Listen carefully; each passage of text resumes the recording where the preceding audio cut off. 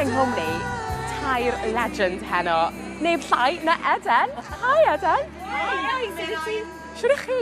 Da ni'n really edrych ymlaen at perfformio heno. Da ni'n gallu clywed y gynulleidfa tra mae Tara yn chwarae rwan. Felly, da ni'n really excited. So, mae nos Wener yn Maes B, a mae bron wedi ganol nos. Rhi chi mlaen? Wel, da ni mlaen am hanner awr wedi un. So fel nath non sylwi, da ni actually'n canu fori.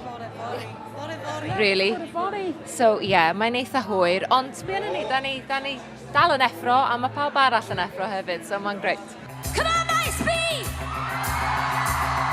Da ni eisiau gweld chi'n neidio!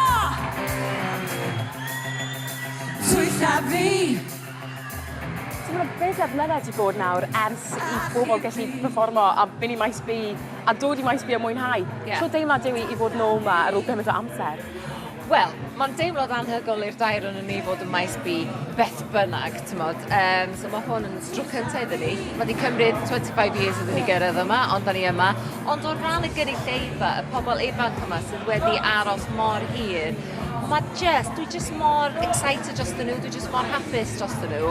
A o be dwi wedi weld, a'r holl bands a'r artistiaid sydd wedi bod yn chwarae, so maen nhw just yn cael amser wrth i bodde, a maen nhw'n heiddi fo, maen nhw'n really heiddi fo, so mae'n mor exciting. Mae 50 mlynedd nawr wedi bod ers i Eden ddechrau sy'n nhw ffurfio.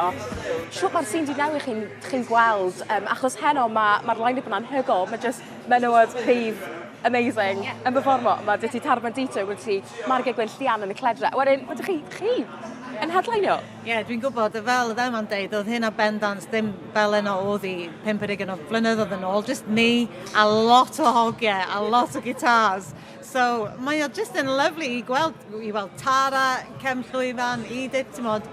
Mae just yn deimlad hollol gwahanol, mae'n just yn lle gwahanol rwan. Mae merched yma o'r diwedd, amazing. Merched cymryd drosodd, fel na dos i fe bod.